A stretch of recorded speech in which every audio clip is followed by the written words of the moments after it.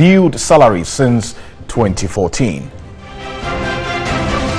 9-member committee inaugurated to investigate police-military clash in Tamale last month.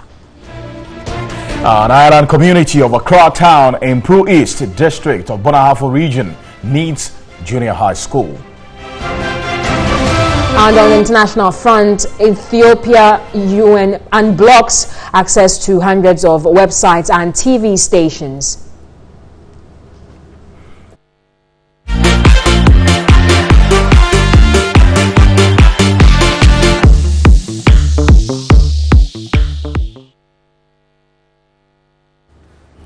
All right, so it seems Nigeria has clocked Africa's second win at the World Cup. Yes, it's not often that you do hear Brazil and Nigeria in the same brackets, especially in the World Cup. But today, they definitely are going to be falling in the brackets of winners.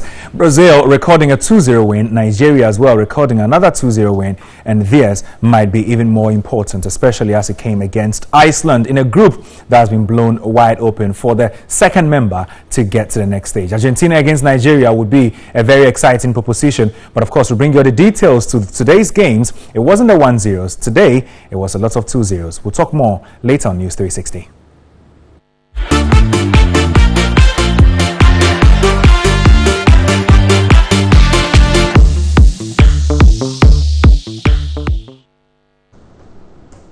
Right.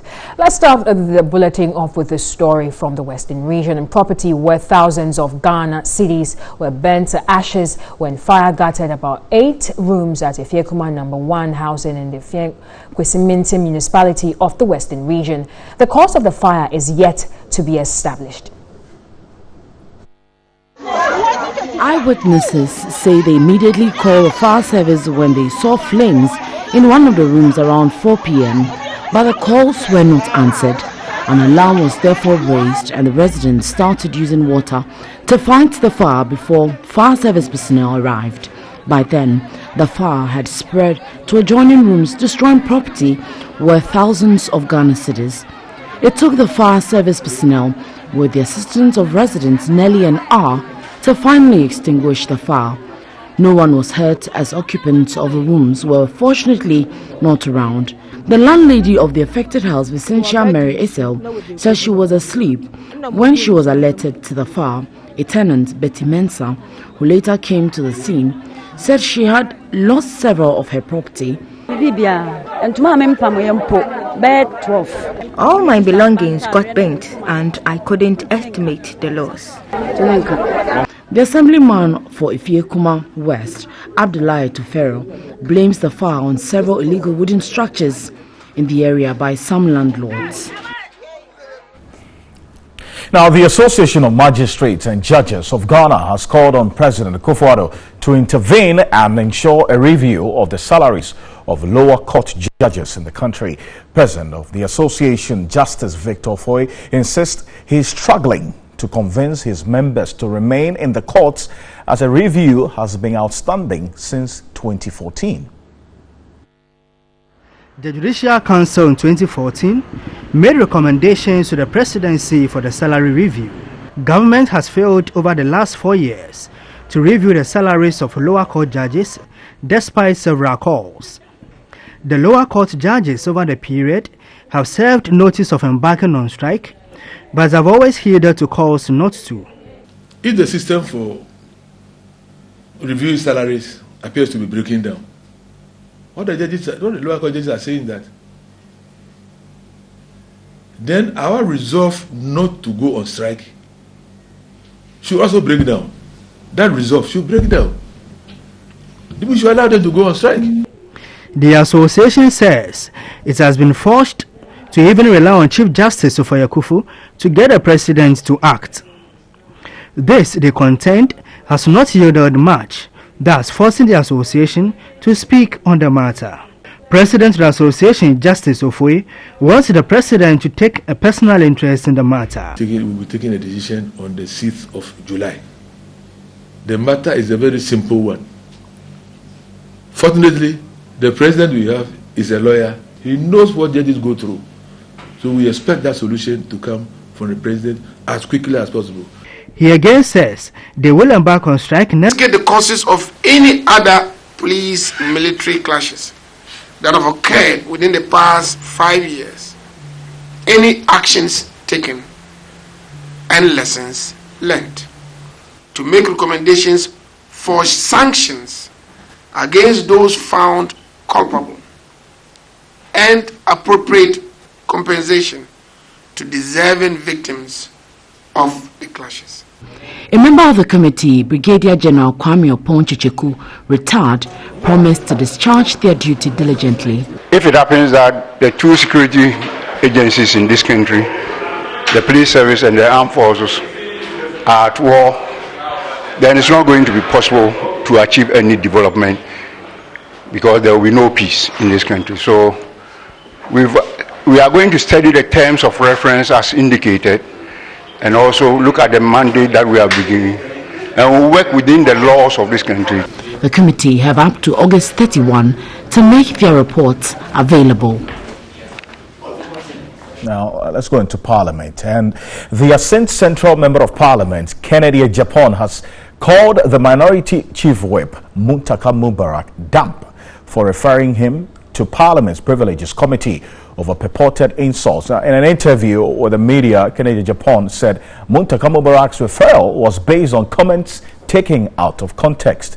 Kennedy Japan is reported to have described the House of Parliament as useless for having Oseche Mensah-Bonsu as its majority leader on Accra base in a 2 TV. A statement, Kennedy Japan says he has personally apologized to the majority leader for. We have dumb MPs. Some of them are very dumb. They will prove it. The video is there or the tape is there. You see, I'm surprised we have MPs who just consume information without digesting it. I'm not afraid. That tape is there. Let them play it if I insulted any MP.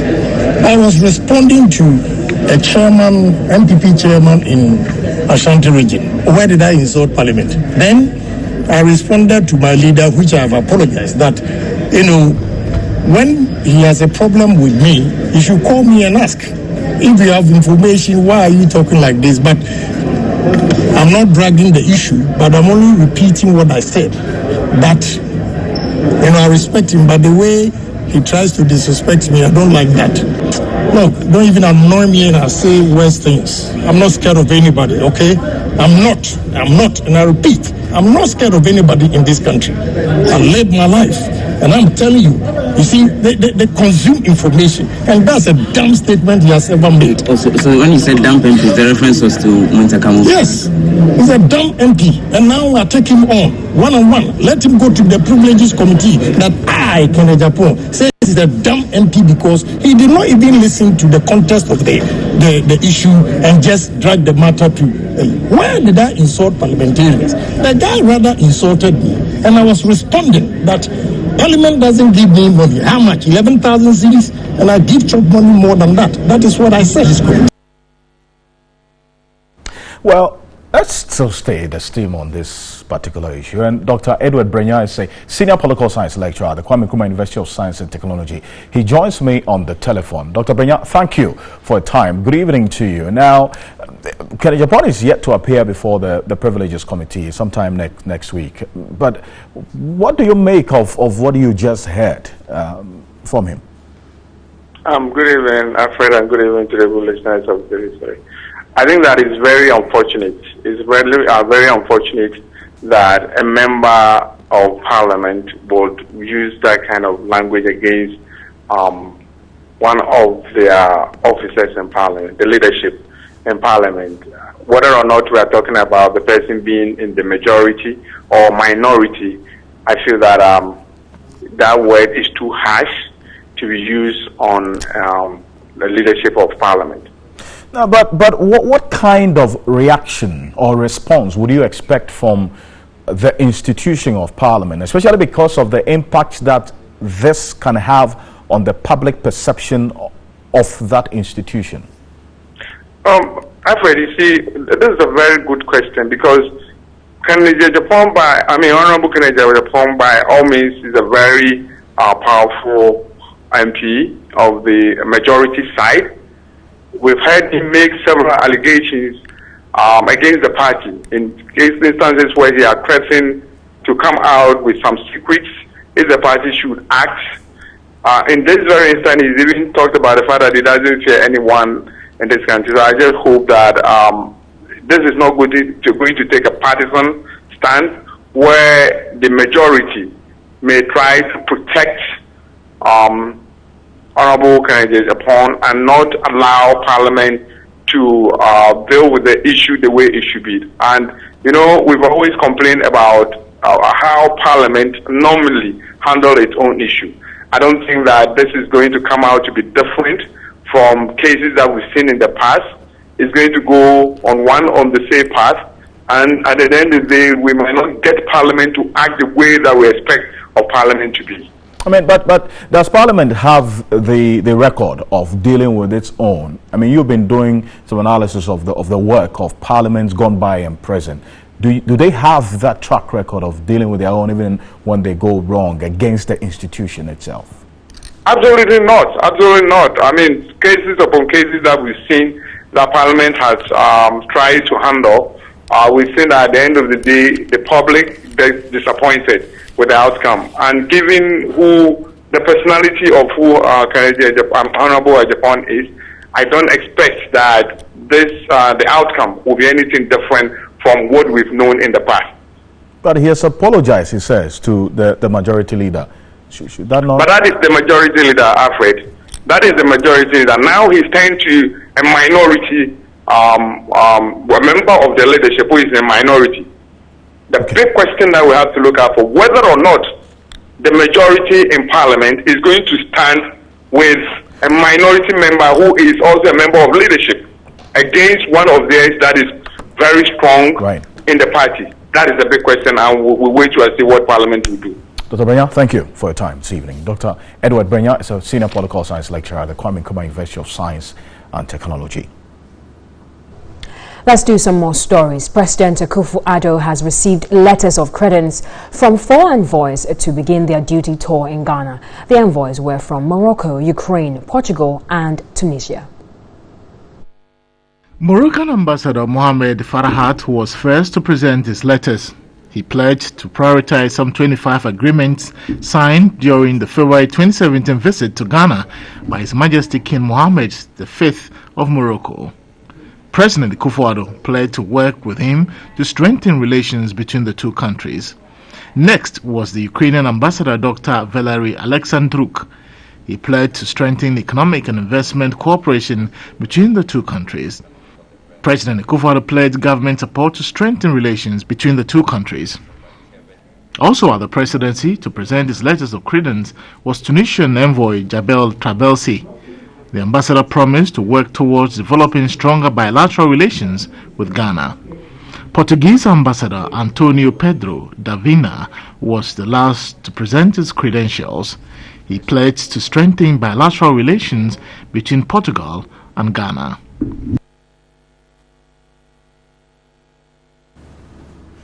Now, as part of its 10th anniversary celebration, Mondelez, one of Ghana's biggest chocolate producing companies, has rewarded participants of an essay competition organized by the company. The essay contest, created by the company to tease out knowledge on cocoa from primary and JHS pupils across the country, yielded more than satisfactory responses. Ghana is cocoa and cocoa is Ghana were the exact words every participant was to use in concluding their essay, and as hoped for, every participant gave it their all. The awardees, segmented into primary and junior high school categories, were 20 in all. 10 finalists in each category. The country director of Mondelez, Yapipra, explained how Mondelez, with its various company packages, is trying to make life easier for farmers in these rural areas. We are expanding more of in-depth, like looking at improving on good environmental practices, good agriculture practices, community development, ensuring that there's sustainable sources of income for cocoa farmers and their families. And then cocoa communities are thriving communities for them to live in. Benjamin Ando, a pupil of Bojuasi BA Primary School in the Central Region, emerged winner of the primary school category with Nana Ikuachum and Kwame Adom Atta, both of the West Hill School in Dansoman in Accra, finishing at 2nd and 3rd places respectively. All three received laptop computers, scholarships, plaques and certificates of participation. For the junior high school category, DeLeon Alote, a pupil of the West Hill School in Dansoman, came up tops with Charity Gavo and Kristen Jemfi, clocking the 2nd and 3rd positions respectively. Parents of the awardees couldn't hide their joy. Proud as parents. To him, I think it should make him more confident to know that for him to have the can-do spirit, it can be done. Whatever you put your mind to, you can be able to do it. Even no matter the position that you have gotten to, your child should be higher than you, and when that happens, that brings glory to you. Beverage producer Casapreco Company has donated 75,000 Ghana cedis to the National Cardiothoracic Center at the Kolebu Teaching Hospital. The gesture forms part of the company's One for Life partnership campaign to support the treatment of patients with cardiovascular diseases. As a medium to help cardio patients, Casapreco Company Limited came up with Awake drinking water products to help generate money to support such conditions. At the moment, Awake has supported over 50 patients with heart defects and complications in Kolebu Teaching Hospital under their One for Life campaign. According to the marketing manager Chris Adusakodie, a purchase of Awake purified drinking water will contribute 1 peswa to the center when a 500 ml bottled water is purchased and 2 peswas for the 1.5 liters. And then we came up with a One for Life CSR activity, which is always ensuring that on quarterly basis we come to the cardio unit to donate to people just so that they can go through free surgeries. Actually, the most touching part is where amongst the 40, 60% of them are actually kids who are below age 5. Innocent Ajamli, a cardiothoracic surgeon, expressed his gratitude towards the company. This is unprecedented in the history of this country, that the company, for every proceeds of their products that is sold, they bring a portion of the money generated to support heart surgeries in this country. And so we are extremely grateful to Casapreco. And encourage consumers to purchase more of the products. The company is hopeful of extending its social responsibility project to other health sectors. On MTN Video Report tonight, Echiahene Marcos reports on a bad state of Kokofu Oyo Road in the Ashanti region.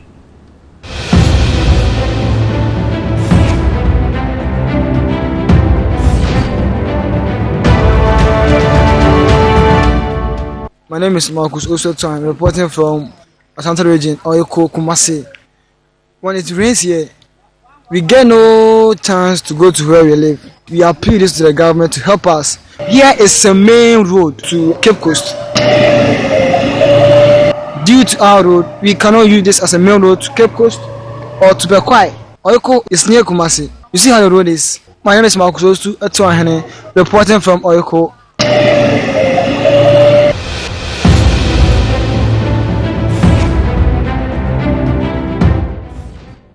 You can also send your video report via the WhatsApp number 05514333044. That's 05514333044. You're still watching News 360 live from the News Hub at Adesanwe in Accra. We'll be back with more news updates after this. Do stay.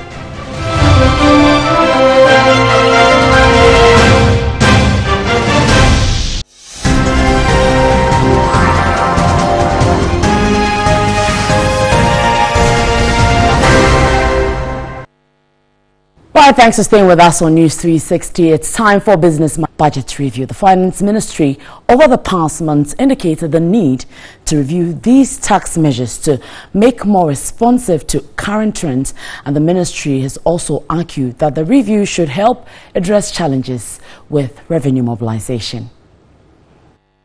Journalists on the sidelines of the second African Transformation Forum in Accra, Finance Minister Ken Ofori-Atta said all options are still on the table in terms of reviewing the current revenue measures. Responding to whether or not the government would be introducing new taxes, he indicated that there is a likelihood some taxes will be introduced since many don't file their tax returns, a situation which he says is depriving government of the needed revenue to finance development. It's now to open up the books and say, okay, where do we want to go? What do we need to pay for? And therefore, how do we reframe our tax system or means of collecting revenue so we go ahead? So I don't really want to look at it as an imposition from me, but in we sitting down and saying, okay, where are we going and what should we do? And that, in a stronger, socially stable environment is how business thrives. He admitted that leakages in revenue mobilization is still a major challenge for government. When we talk about revenue mobilization or leakages,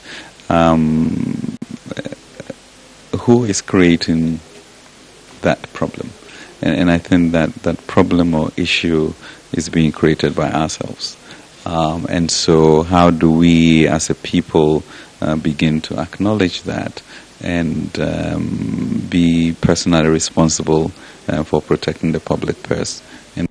Some of the country's donor partners and the IMF are currently mounting pressure on the government to come up with a more sustainable way of dealing with the revenue shortfalls by increasing taxes.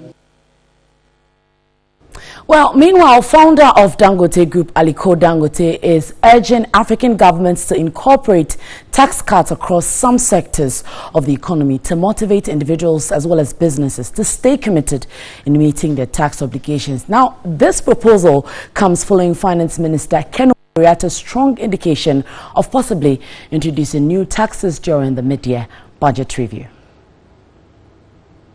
The Finance Ministry has over the past months indicated the need to review the country's tax measures to make it more responsive to current trends. The ministry has also argued that the review should help address challenges with revenue mobilization.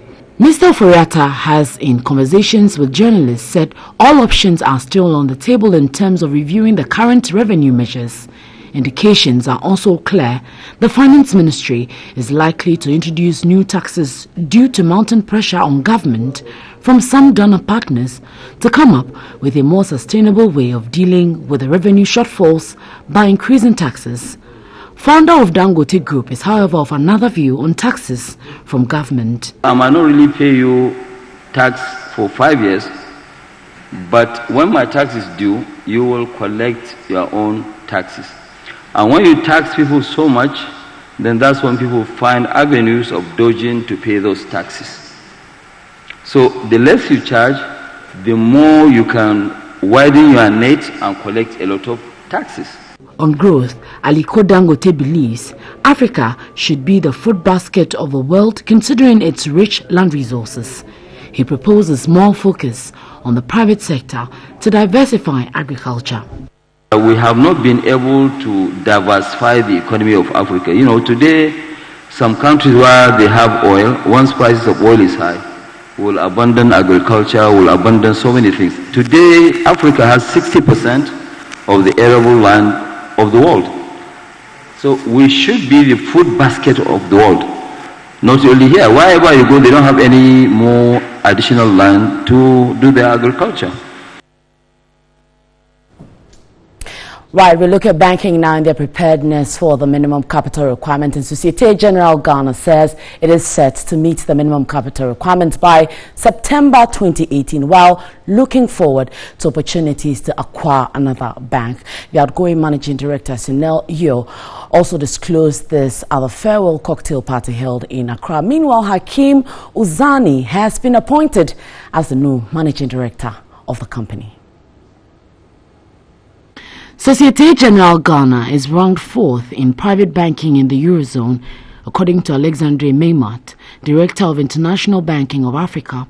The company has financed government projects in the various sectors of the economy amounting to $653 million, excluding the financing of Parliamentary and Council of State car loans, as well as financing of the government's One District, One Factory project.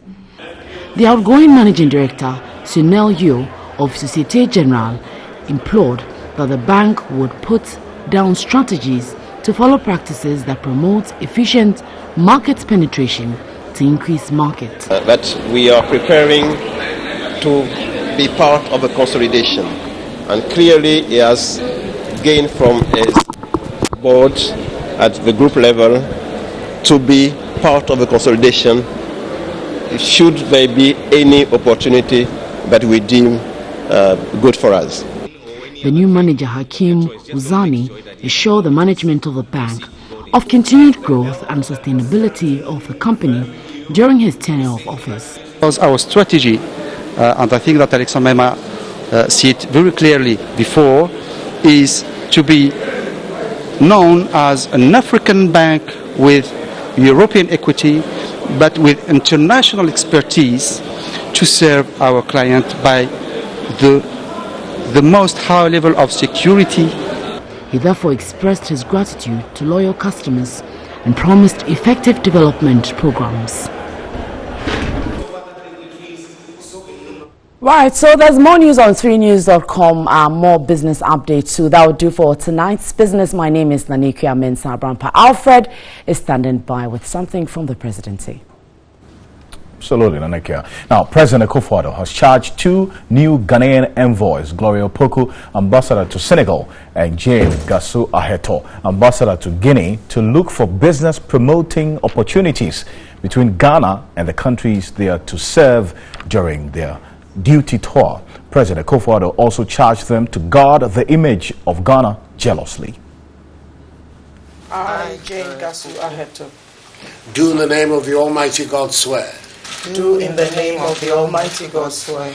The 2 envoys are Gloria Opoku, Ghana's ambassador to Senegal, and Jane Gasu Aheto, Ghana's ambassador to Guinea. The 2 ambassadors are both career diplomats.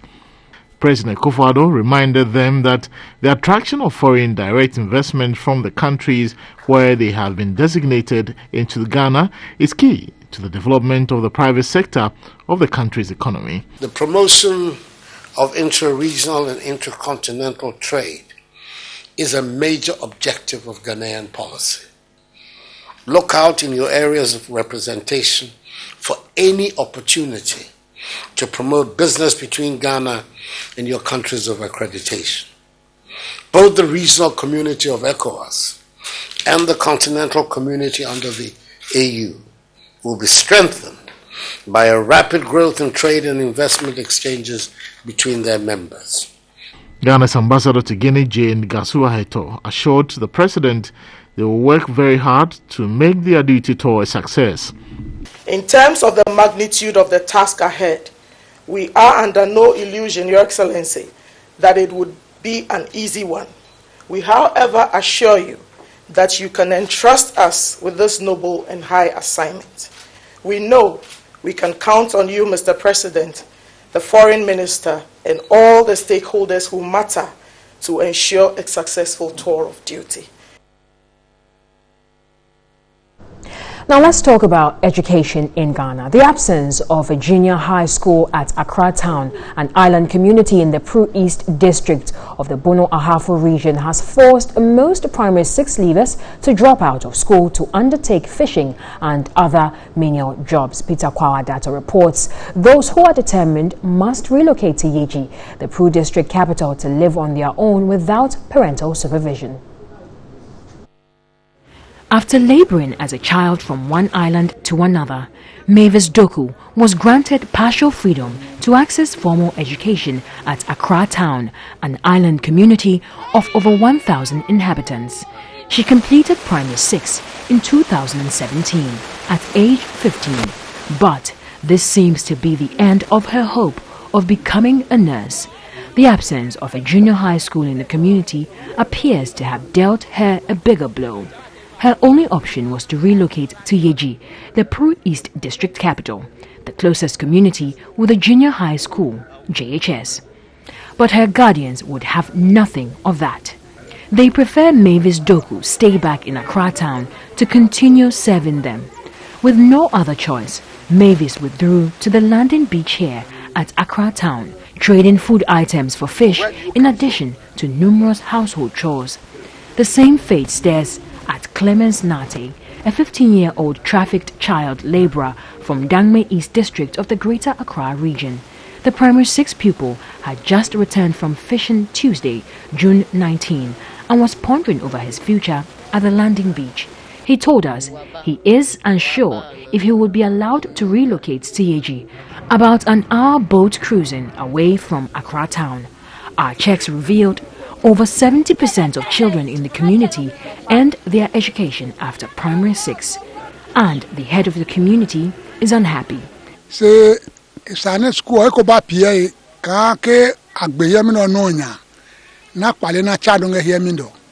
When they complete, they have to continue from Yeji. And the parents don't stay at Yeji. So the children are young. They can't stay on their own. So it will be better they have their own JHS here. When they finish, they continue. Teachers are equally disheartened over the development.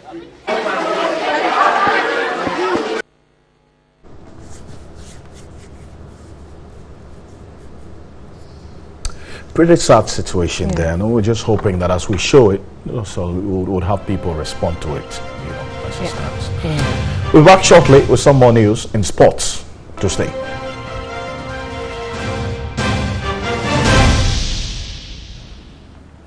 Chiropractic physician and CEO of Nova Wellness Center, Dr. Na Ashley Dodo, is worried about the absence of chiropractic school in Ghana. Now, speaking at a chiropractic screening to mark the center's 5th anniversary, she called for more focus on chiropractic education. Chiropractic is the world's biggest natural healthcare science. It focuses on correcting spinal misalignments that cause nerve interference and inhibit communication between the brain and body organs. Currently, Africa has only 2 chiropractic schools, both located in South Africa. Chiropractic physician and CEO of Nova Wellness Center, Dr. Na Shelley Donko, bemoaned this is resulting in a deficit in chiropractic physicians across the country. Chiropractors are very limited in Ghana. There's only about 15, so we're trying, but there's only so much that we can do. Because there's no school around here, people have to go outside for the education. If there was a school here, it would solve the problem very, very easily.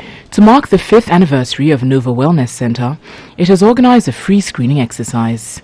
As part of the screening, patients undertook therapeutic ultrasound, electrical muscle stimulation, and soft tissue mobilization.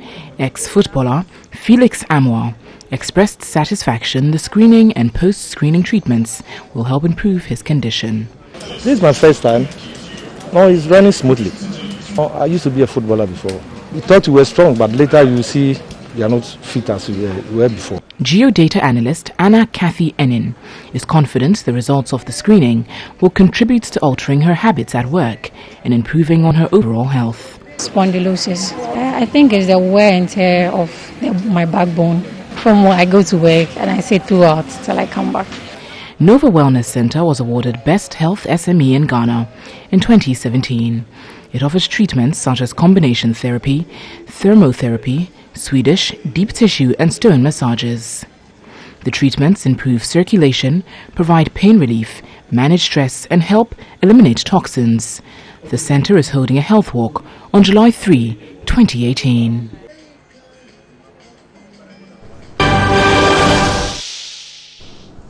Welcome back to News 360, and in international news this evening, a senior Ethiopian official says the country has opened access to 264 blocked websites and TV broadcasters. Fitza Mariga, who is the Prime Minister's Chief of Staff, said in his tweet that freedom of expression is a foundation or a fundamental right and essential for engaged and responsible citizens. He added that only a free market of ideas will lead to the truth. Among the broadcasters allowed back on air are the US-based Ethiopian satellite television ESAT and Oromo Media Network OMN. Both TV stations were charged in absentia for inciting violence and promoting terror, but the charges were dropped a few weeks ago. Prime Minister Abiy Ahmed took office in April with a pledge to open up the airwaves, even calling on foreign-based opposition TV broadcasters to open offices in Ethiopia. One broadcaster, the US-based OMN station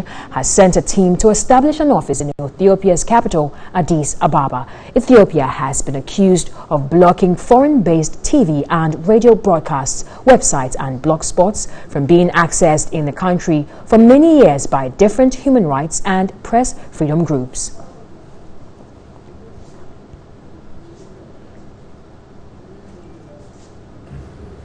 Now, the Pentagon has been asked to supply up to 20,000 beds at old military bases for migrant children held after illegally entering the United States.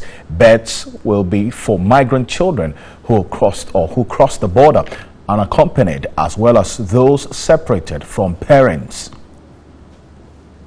This follows President Donald Trump's reversal of the controversial separation policy. First Lady Melania Trump visited a facility for migrant children in Texas, saying she wanted to reunite families, but her visit to the facility for young migrants was thrown into controversy after she was photographed wearing a jacket with the words, "I really don't care, do you?" as she boarded the plane to Texas. Plans for accommodating migrant children at military bases first came to light in May. Emails seen by the United States media revealed the bases would house minors who have crossed into the United States without an adult relative, as well as those who have been separated from their parents and the border.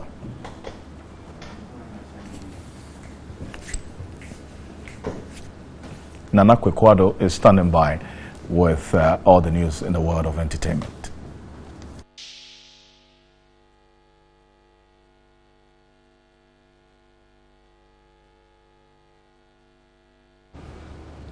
All right, so thank God it's Friday. It's now time for some entertainment and lifestyle news with me, Nana Ado, of course, brought to you by Vodafone and FanMax Fuel Your Day. Now, moving on to the very first story. Akon says he's planning to release a new cryptocurrency named after him called Acoin. Now, speaking at the Cannes Lions Festival on Monday, the locked-up singer said he believed cryptocurrency could be the savior of Africa. Acoin's official website says the singer wants the app on every mobile phone between now and December. And Akon says he's also planning to build a crypto city in Senegal, which he calls the real-life Wakanda. Their website says Akon has been gifted 2,000 acres of land by the president of Senegal to build a city which is also named after himself. Akon Crypto City will apparently be a short drive from Dakar, the capital of Senegal, just like Wakanda in Marvel's Black Panther. Akon promises says his city will be a futuristic environment. He calls it the first 100% crypto-based city with Acoin at the center of transactional life.